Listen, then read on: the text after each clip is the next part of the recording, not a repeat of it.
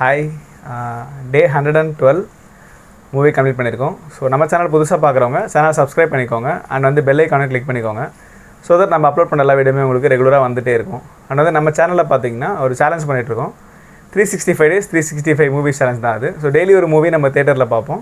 So அந்த வகையில் நம்ம வந்து இன்றைக்கி 112th மூவி வந்து கம்ப்ளீட் பண்ணியிருக்கோம். ஸோ என்ன மூவி பார்த்துருக்கோன்னா கெவி அப்படின்ற மூவி தான் வந்து நம்ம இன்றைக்கி வந்து பார்த்துருக்கோம்.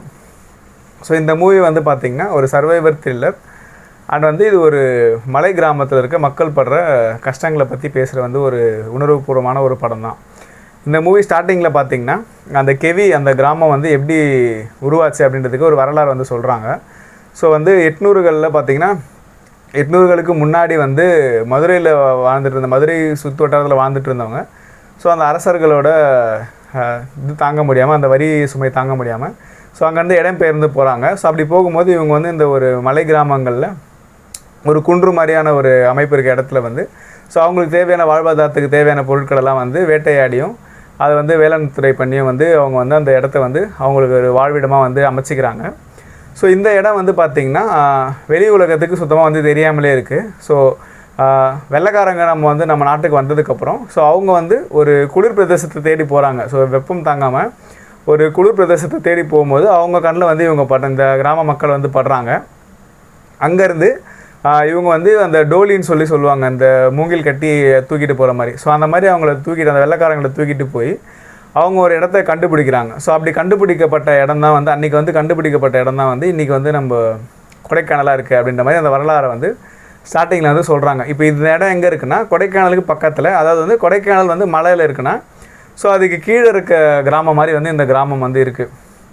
ஸோ இந்த மக்கள் வந்து இன்றைக்குமே வந்து அதே மாதிரி அன்றைக்கி எப்படி இருந்தாங்களோ அதே மாதிரி வந்து அவங்களுக்கு வந்து சாலை வசதியோ இல்லை வேறு எந்த ஒரு மருத்துவமனை வசதியோ இல்லாமல் இருக்குது அப்படின்ற மாதிரி தான் காட்டுறாங்க. ஸோ கதையில் பார்த்திங்கன்னா ஹீரோயின் ஸ்டார்டிங்லேயே வந்து ஒரு மண் சரிவு ஏற்பட்டுருது. ஸோ மண் சரிவு ஏற்பட்டு ஒரு 5 பேர் வந்து அந்த இடத்துல வந்து இறந்துடுறாங்க. ஸோ அவங்கள வந்து காப்பாற்ற முயற்சி பண்ணும்போது ஸோ அவங்க அந்த டோலி கட்டி தான் தூக்கிட்டு போகிற மாதிரி ஒரு சுச்சுவேஷன் வந்து இருக்குது.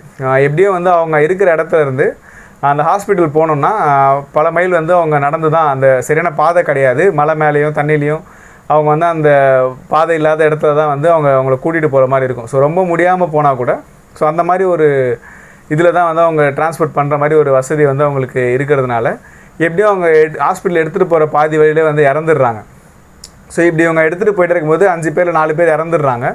கடைசியாக இருக்க ஒருத்தர் எப்படியாச்சும் காப்பாற்றிடலான்னு அவங்க போயிட்டே இருக்கும்போது அவரும் வந்து ஒரு கட்டத்தில் வந்து இறந்துடுறாரு.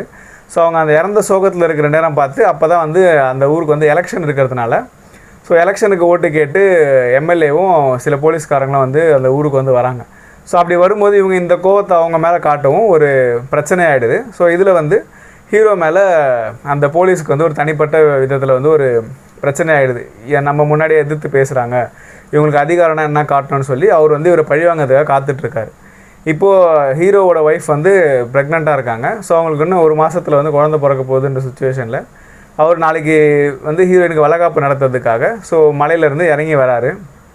இறங்கி வந்து எல்லா தேவையான பொருட்களை வாங்கிட்டு அவர் போகும்போது ஸோ அவர் வந்து இந்த போலீஸ்காரங்க கிட்டே மாட்டிக்கிறாரு. ஸோ இவர் இங்கே மாட்டிக்கிற சுச்சுவேஷனில் அங்கே வந்து மேலே மலையில் பார்த்திங்கன்னா அவங்க ஒய்ஃபுக்கு வந்து பிரசவ வலி வந்துடுது. ஸோ அவங்க வந்து ஹாஸ்பிட்டலுக்கு வந்து காண்டாக்ட் பண்ணுறாங்க, டாக்டர் ஏதாச்சும் வர முடியுமான்னு சொல்லிட்டு. அவங்க வந்து டாக்டர் வந்து என்ன சொல்லிடுறாங்க, அதெல்லாம் வர முடியாதுன்னு சொல்லி அவங்க அலட்சியமாக பதில் சொல்லி இனிமேல் யாரும் தான் எடுக்காதீங்க, முடிஞ்சால் எடுத்துகிட்டு வாங்க, இல்லைனா விட்டுருங்கன்ற மாதிரி அலட்சியமாக பதில் சொல்லிடுறாங்க. ஸோ ஹீரோ வந்து இங்கே இவங்ககிட்ட மாட்டிகிட்ருக்காரு. ஸோ ஹீரோயினை வந்து மலையிலேருந்து எப்படியாச்சும் ஹாஸ்பிட்டலுக்கு கொண்டு போகணும்.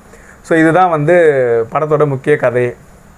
ஸோ இவங்க வந்து எப்படின்னா அந்த எப்படி வந்து அவங்க அந்த வலியை வந்து மக்களோட வலியை வந்து செலுத்தியிருக்காங்க, ஸோ எப்படி கஷ்டப்பட்டிருக்காங்கன்றது தான் வந்து இந்த படத்துக்கு மூலமாக வந்து நம்மக்கிட்ட வந்து சொல்ல வராங்க. ஸோ மேக்கிங் எல்லாமே பார்த்திங்கன்னா ஃபுல் அண்ட் ஃபுல் அந்த மலையிலே எடுத்திருக்காங்க. ஸோ நிறைய எல்லா இடமே வந்து பார்த்திங்கன்னா ஃபுல் அண்ட் ஃபுல் வந்து லைவ் லொக்கேஷனில் எடுத்திருக்காங்க. பார்க்குறதுக்கே வந்து ரொம்ப நல்லாயிருக்கு படத்தில் பார்க்குறதுக்கு. அண்ட் வந்து அது எவ்வளோ கஷ்டன்றதை நமக்கு அதை பார்க்கும்போதே வந்து நமக்கு தெரியுது. இப்போ ஒரு இடத்துக்கு நம்ம போயிட்டு வரதுக்கு நம்ம வண்டி யூஸ் பண்ணுறோம், அது பக்கத்தில் இருக்க கடைக்கு கூட நம்ம வந்து வண்டி யூஸ் பண்ணுறோம். ஸோ ஒரு எமர்ஜென்சிக்கு கூட அவங்க வந்து எங்கேயுமே வந்து போயிட்டு வரணும்னா மலை ஏறி இறங்கி போகணும், இத்தனை கிலோமீட்டர் நடந்து போகணும், இவ்வளோ மணி நேரம் ஆகுன்ற மாதிரி வந்து சொல்கிறாங்க. ஸோ அந்த ஒய்ஃப் அவங்கள எடுத்துகிட்டு வரும்போது கூட கிளைமேக்ஸுக்கு முன்னாடி பார்த்திங்கன்னா அவங்க ஹாஸ்பிட்டலில் ரீச் ஆகிறதுக்கு எவ்வளோ நேரம், அவங்க வந்து ரொம்ப கிரிட்டிக்கல் சுச்சுவேஷன் இருப்பாங்க, எவ்வளோ நேரம் ஆகணும் போது எப்படி இருந்தாலும் 6 மணி நேரம் ஆகும் அங்கேருந்து வரத்துக்கே அப்படின்ற மாதிரி சொல்கிறாங்க. பட் அவங்களுக்கு டைமே பார்த்திங்கன்னா 2 மணி நேரம் தான் வந்து தாங்குவாங்க அப்படின்ற மாதிரி ஒரு கிரிட்டிக்கல் சுச்சுவேஷனில் இருப்பாங்க. ஸோ இதெல்லாம் பார்க்கும்போது நம்ம வந்து எவ்வளோ வந்து ஃபெசிலிட்டிஸ் வந்து நம்ம இது பண்ணிகிட்ருக்கோம். இது வந்து ஒரு உண்மை சம்பவத்தையும் பேஸ் பண்ணி எடுத்திருக்காங்க. ஸோ அந்த ஊரில் வந்து மக்கள் இன்னுமே வந்து இப்படி தான் இருக்காங்கன்றதே வந்து கடைசியில் வந்து போடுறாங்க. ஸோ அதெல்லாம் பார்க்கும்போது வந்து ரொம்ப கஷ்டமாக இருக்குது. ஸோ அந்த படத்தில் வந்து அந்த அவங்களோட வழியை வந்து ரொம்ப வந்து நல்லா தெரிகிற மாதிரி வந்து பண்ணியிருக்காங்க. ஸோ அவங்களோட வழி வந்து எப்படி இருக்கும் அப்படின்றது வந்து இந்த படத்தின் மூலமாக வந்து நமக்கு வந்து சொல்லியிருக்காங்க. ஸோ கிளைமேக்ஸில் உண்மையான காட்சிகளும் சிலது வந்து ஆட் பண்ணியிருக்காங்க. ஸோ அவங்க எப்படி எடுத்துகிட்டு போகிறாங்கன்றதை காமிச்சிருக்காங்க. சில நியூஸ் கிளிப்பிங்ஸும் வந்து போடுறாங்க. அண்ட் வந்து உண்மையிலே இப்போது கரண்ட்டாக வந்து அந்த கிராமத்தில் வாழ்ந்துட்டுருக்கிறோட ஒருத்தரோட கருத்தையுமே வந்து அதை வந்து போட்டிருக்காங்க. ஸோ இன்னை வரைக்குமே அவங்களுக்கு வந்து அந்த ஒரு ரோடு வசதியோ இல்லை ஒரு மருத்துவமனை வசதியோ வந்து கிடைக்கலன்றது வந்து ரொம்ப வந்து வருத்தத்துக்குரிய ஒரு விஷயமா இருக்குது. ஸோ இந்த மூவி நீங்கள் ஆல்ரெடி பார்த்துருந்தீங்கன்னா டெக்னிக்கல் ரேட்டிங் வந்து கீழே கமெண்ட்டில் சொல்லுங்கள். ஸோ உங்களுக்கு டைம் இருந்துச்சுன்னா கண்டிப்பாக இந்த மூவி பாருங்கள். ரொம்ப வந்து ஒரு மனசை நெருடக்கூடிய ஒரு படமாக இருக்கும். ஸோ ஒரு உண்மை சம்பவத்தை பேஸ் பண்ண ஒரு படம் மாதிரி தான் வந்து இந்த மூவி வந்து எடுத்திருக்காங்க. ஸோ ஒரு கேஸே எப்படின்னா, இப்போ அந்த கிராமத்தில் இருந்த எத்தனையோ பேர் வந்து இப்படி தான் போயிருப்பாங்க. ஸோ அவங்களையுமே வந்து இப்படி தான் வந்து மருத்துவமனைக்கு எடுத்துகிட்டு போயிருப்பாங்க. ஸோ அப்படி ஒரு விஷயத்தை தான் வந்து இதில் பதிவு பண்ணியிருக்காங்க. ஸோ டைம் வந்துச்சுன்னா கண்டிப்பாக இந்த மூவி பாருங்கள். பாய். Day 112 மூவி கம்ப்ளீட் பண்ணிட்டோம். மூவி நேம் கேவி ஆம்பாஸ் கைவனில் தான் பார்த்துருக்கோம். 3:40 PM ஷோ.